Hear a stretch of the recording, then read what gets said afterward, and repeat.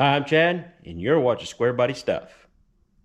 Now, in the last video, we got the crankshaft set in this block, hopefully for the last time. Now, this is my little 339 small block Chevy stroker project I've been working on for quite a while now, trying to get this thing buttoned up, finished up, so we can get it in old Squeaky over there. Now, I've got the winch tray and everything back off of here because I've got to take the rear main cap back off and install this little guy. Now, I didn't forget it. It was because I didn't have it. What I did forget is I forgot to order a lower end gasket set. I thought I had some, never really even thought about it. I had the head gaskets, I had intake gaskets, but then I thought I had another set of small block Chevy gaskets, you know, lower ends, but I didn't. So come time to put this crankshaft in there, I'm all excited and realize I didn't have the rear main seals. So this video will be installing a rear main seal with the crankshaft in the block. Now, this is a video I've wanted to do for quite a while because I've seen this question come up on social media. Can you change a two-piece rear main seal with the engine still in the vehicle without pulling the transmission? Now, if you have a one-piece rear main seal, the later model, you'll have to pull either the transmission or the engine out to get to it because it actually bolts to the back of the block. It's a one-piece rear seal, obviously, hence the name. It bolts to the back of the block, and the oil pan bolts to the seal housing, so you have to have the transmission and engine separated. But for the two-piece, you could do it with the engine and transmission mated up together, providing you get the oil pan off while it's sitting in the vehicle. Since I've got this block on a stand and it's ready to put a seal in, I thought it'd be a good way to show how to do it without trying to climb up underneath the vehicle and get my camera angles and all that right, because that could be a real pain in the butt. So this would be an easy way to show how to install a rear main seal with the crankshaft still in the block. Now, I thought about flipping this over, having it upside down, and tried to do it while I was upside down like it would be in a vehicle, but that'd be, yeah, that's just silly. So what we're going to do is, first thing I have to do, of course, obviously take off your oil pan. Get that out of the way. Remove your oil pump, but you should just have one bolt. Remove your oil pump. I've got a stud and a nut.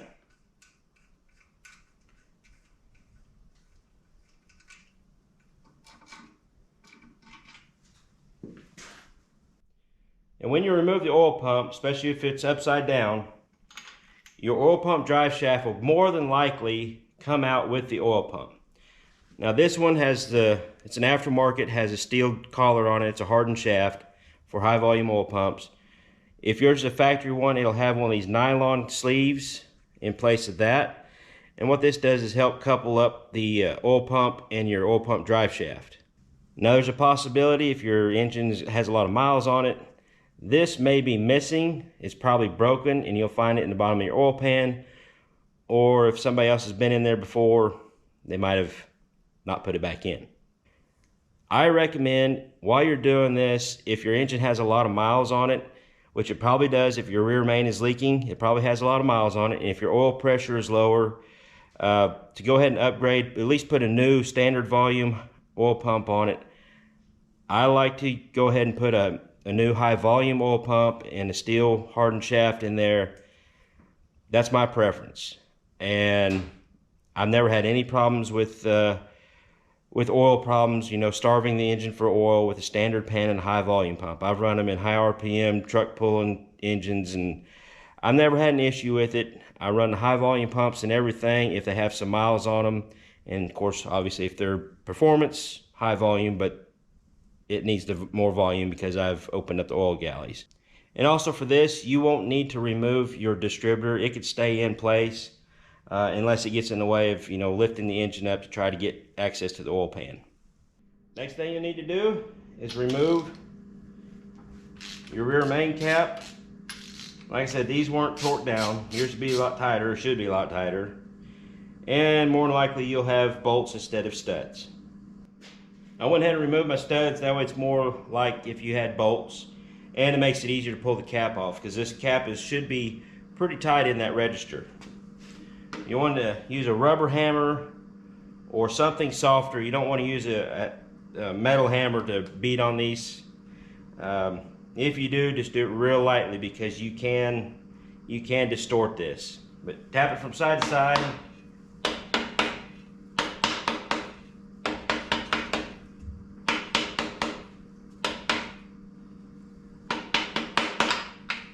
Until it breaks loose. Make sure your bearing stays with your cap. Set it aside. Now the only thing I won't be able to do in this video is show you how to remove the old seal. I'll try to explain it to you the best I can. They can be a little stubborn, but it can be done. Now we'll pretend that this seal is in the block. It'll be like so, and you'll have this little bit of a surface to try to peck on to push either one way or the other. It really doesn't matter which way. If it was installed correctly, there should be one side sticking up a little further than the other. So I'll start with the side that's lower in there. Now you don't want to use anything that is sharp or metallic. You want to find something soft that won't scar your crankshaft, because then if you scar your crankshaft, well, you're going to end up with another oil leak, and you don't want that. Been trying to think of things to suggest you use to push it out of there. A wooden chopstick or a pencil, something like that, that's still sturdy enough that you kind of push on it and hammer on it. But I've never had an issue with them coming out. They're maybe a little bit stubborn, but once you get them moving, they'll start coming out. Once you get enough out on the other side, then you can grab a hold with a pair of pliers or something. Just make sure you don't get in your crankshaft, but get a hold with a pair of pliers and then slide it on out. But it'll try to just keep curling around the crankshaft, so keep that in mind. All right, the next step of your process will be clean everything up. Get your main cap clean, get everything nice and clean. That way when you go back to install it, everything's clean. Cleanliness is everything on being inside of an engine. Now we've got everything dry and clean. You can put just a thin coat of oil on your crankshaft. If you want to turn it over to get the whole thing coated, that's fine. And just a thin coat of oil on the inside lip of your seal. Try not to get any oil on the ends of your seals, because we'll be putting some RTV on the ends of these once we get this thing ready to put back together. Now you want to make sure the big lip of your seal goes to the inside. Your rear main seal kit should have come with one of these guys here, and this is an installation tool, and it could be actually handy for installing one with the crankshaft out. Try to get that little guy bent around there. What it does is it protects the inside of that seal from getting chewed up on your block. Start with my seal like that. I know my hands are kind of in the way. And just nice and easy, push it around, and there you go. I got a little dab of oil I need to clean off that.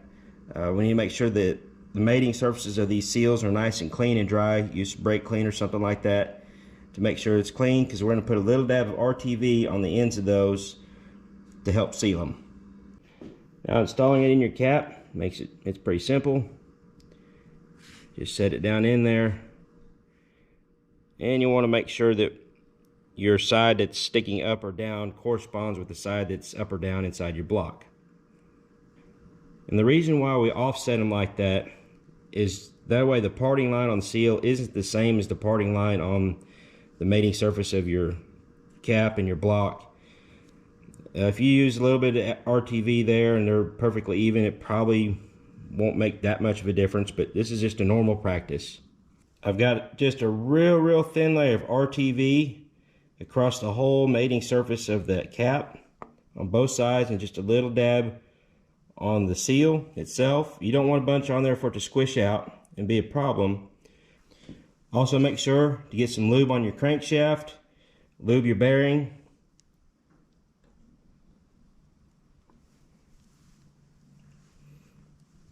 And there you go. Tap it back into place.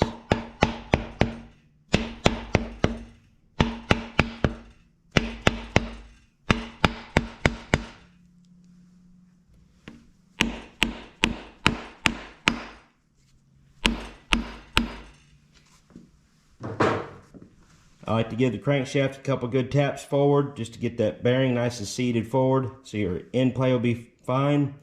Now if you're reusing the same bearing and you didn't take it out, probably shouldn't have any issue, but also get your cap in the register where it should be. Alright, from this point, it's just reverse of removal. Make sure you torque down your main caps to 80 foot-pounds. Make sure you get your oil pump drive shaft in there and the little collar. Either whichever one you're using, whether it's the plastic one or the steel one.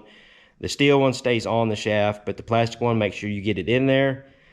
Get your oil pump on there, torque it down to 65 foot-pounds, then put your pan gaskets and all that other good stuff on there. You should be ready to go. One more little tip when you're putting your oil pan gasket in. Before you put your rubber seal on your front and rear main, put some silicone down in these little grooves here too. When you put your rubber seal on there, a little bit of squirt out, kind of wipe it down where it's nice and smooth, and that'll give a good positive seal inside these cracks on the front and the rear. And probably the last thing I'll mention is before you start the engine up, it'd be a good idea to prime the oil pump if you have an oil pump primer. But you could also just disconnect your distributor wire or your ignition wire and crank the engine over until you verify that you've got oil pressure. I think that about covers everything I could think of on replacing a two-piece rear main seal while the crankshaft is still in the block. I appreciate every one of you watching. It's because of you guys that makes any of this possible for me as far as just playing around. I really appreciate all the views and subscribes and all that stuff, so keep it coming. And I'll try to keep some good videos coming. So in the next few videos, we're going to be continuing on putting this little small block together. We got to finish putting the crankshaft in, torque everything down, windage tray, all the stuff in the bottom end. I've got some pistons that I need to get put on the rods. Got a lot of stuff to go, but hopefully this is all final assembly. We'll get the short block together, and then we'll start working on the top end. So until next time, y'all keep your square bodies rolling, and we'll catch you later.